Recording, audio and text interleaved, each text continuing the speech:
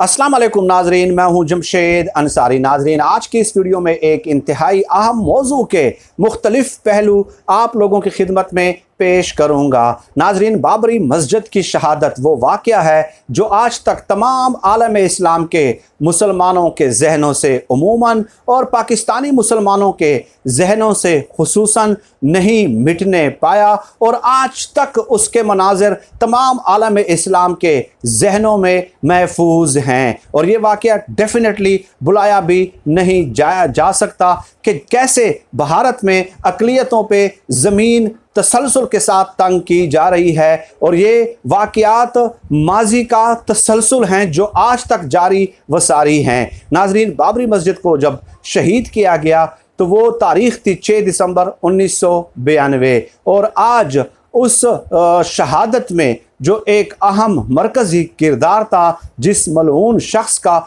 उसके बारे में चंद गुजारिशात आपकी खिदमत में पेश करूँगा। और उस मलऊन शख्स का नाम था कल्याण सिंह। नाजरीन, 6 दिसंबर 1992 बाबरी मस्जिद की शहादत का अफसोसनाक वाक़या पेश आता है, लेकिन ये याद रखें कि उस वक्त उत्तर प्रदेश में जो वज़ीर आला थे वो थे कल्याण सिंह।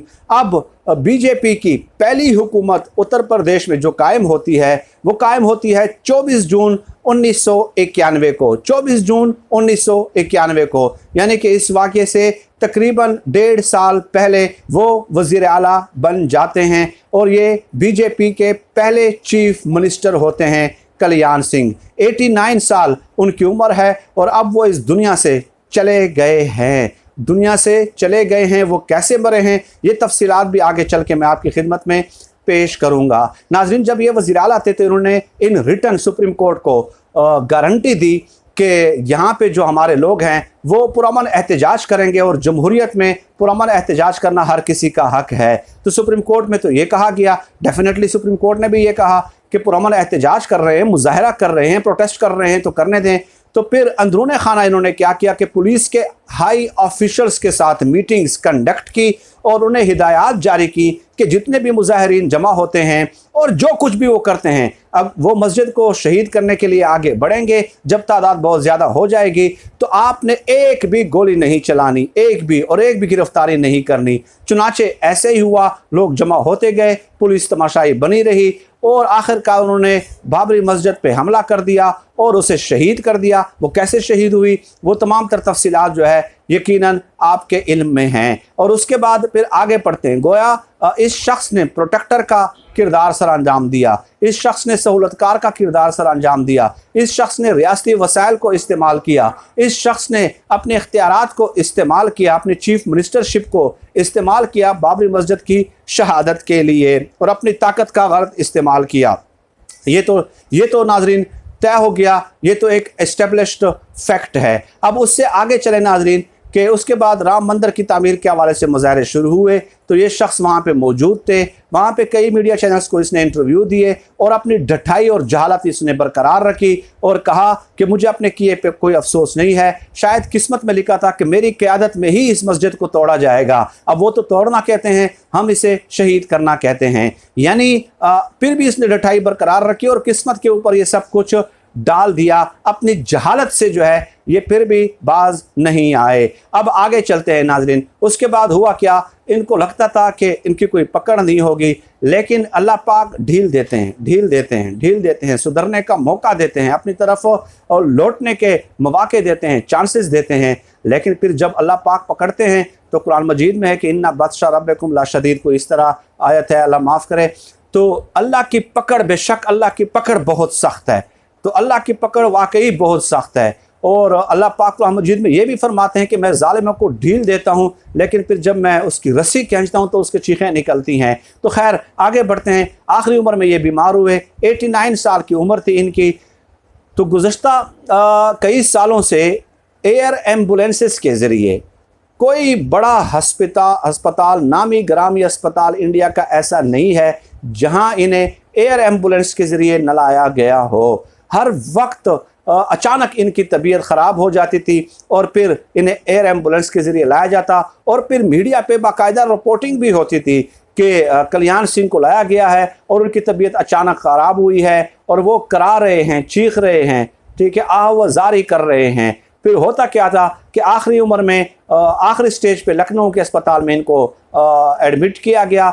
वहाँ पे भी जब कोई इनके साथ मिलने आता, डेफिनेटली बीजेपी के सीनियर जो रहनुमा है वो इनके साथ मिलने आते थे, तो जब कोई मिलने आता तो ये एक ही दुआ करता, एक ही इस्तिदा करता, उनके साथ रिक्वेस्ट करता उनसे कि मेरे मरने की दुआएं मांगो। मैंने जितने भी अस्पतालों के चक्कर लगाए हैं, जिस अस्पताल के भी चक्कर लगाए हैं, मेरी तकलीफ़ में इजाफा हुआ है, मेरी तकलीफ़ में कमी नहीं हो रही। गोया इलाज कराते रहे और तकलीफ़ में इजाफा होता रहा। ईड़िया रगड़ रगड़ कर चीखते चिल्लाते आवाजारी करते हुए लोगों से दुआ वो करते, दरख्वास्त करते कि मेरे मरने की दुआएं मांगो, मेरे मरने की दुआएं मांगो, मुझसे ये तकलीफ़ बर्दाश्त नहीं हो रही। जैसे कि मौत के बाद तो उसके लिए पता नहीं कोई इनामात व इकरामात होंगे ना, कि मरने की दुआएं मांग रहा है, और यहाँ की तकलीफ़ अगर बर्दाश्त नहीं हुई तो वहाँ की तकलीफ़ कैसे बर्दाश्त होगी। अल्लाह माफ़ करे, अल्लाह पाक हम सब मुसलमानों को महफूज रखे।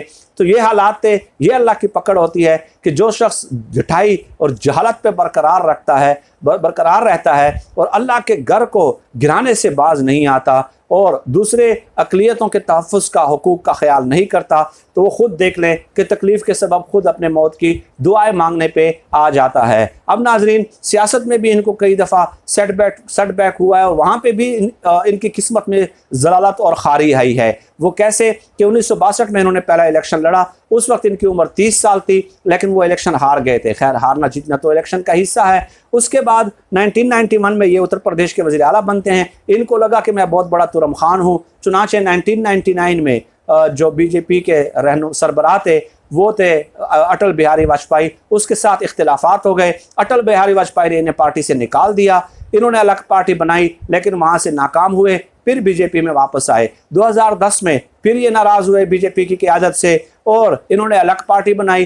3 साल वो चलाने की कोशिश करते रहे, फिर नाकाम हुए। 2013 में फिर बीजेपी में वापस छलांग लगा लेते हैं। 3 दफ़ा बीजेपी से निकाले गए, बेइज्जत करके, रुसवा करके। उसके बाद नाक रगड़ते हुए इन्होंने जब नाकाम हो गए अपनी पार्टी बनाकर और वो चलाने में नाकाम हुए, तो फिर से बीजेपी में इन्होंने छलांगे लगाना शुरू कर दी। तो गोया पॉलिटिकल लिहाज से भी इसकी कोई गैरत नहीं थी, कोई शर्म व हया इसमें नहीं थी कि हर दफ़ा निकाला गया, पार्टी बनाई, नाकाम हुआ, फिर माथा रगड़ते हुए, नाक रगड़ते हुए वापस आ जाते थे। तो ये एक ख्वारी होती है जो दुनिया में भी इंसान को मिलती है और आखिरत में तो मिलती ही है। अब आखिरी उम्र में देख लें कि किस तरह आह व बका करते हुए, ईड़िया रगड़ते हुए, चीखते चिल्लाते हुए अपने मरने की दुआएं मांगते थे और जिस अस्पताल में जाते थे वहाँ पे इलाज कराने के बावजूद भी इनकी तकलीफ़ में इजाफा होता था, कमी नहीं होती थी। नाज़रीन, फिल वक्त आज के इस वीडियो में इतनी गुजारिशात आपकी खिदमत में पेश करनी थी। पाकिस्तान जिंदाबाद। अल्लाह हाफिज़।